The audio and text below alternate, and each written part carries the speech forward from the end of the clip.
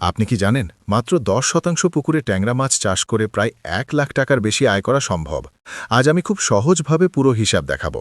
আসসালামু আলাইকুম, সবাইকে শাহ মৎস্য হ্যাচারি আর নার্সারির আরও একটি নতুন ভিডিওতে স্বাগত।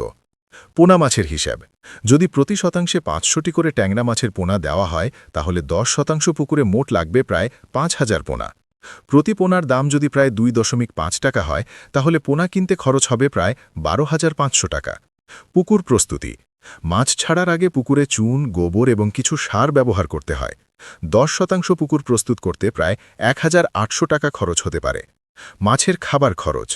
4 থেকে 5 মাস মাছ বড় করতে খাবারের জন্য প্রায় 18,000 থেকে 20,000 টাকা খরচ হতে পারে।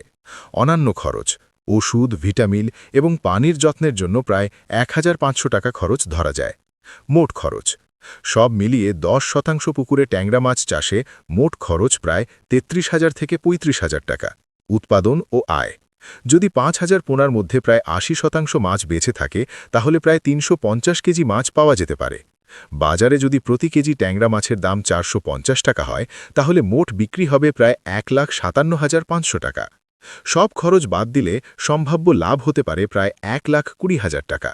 অর্থাৎ মাত্র 10% পুকুরে সঠিকভাবে ট্যাংরা মাছ চাষ করলে লাখ টাকা আয় করা সম্ভব। ভিডিওটি ভালো লাগলে লাইক দিন, শেয়ার করুন এবং মাছ চাষ সম্পর্কে আরও তথ্য পেতে আমাদের চ্যানেলটি সাবস্ক্রাইব করুন। ধন্যবাদ।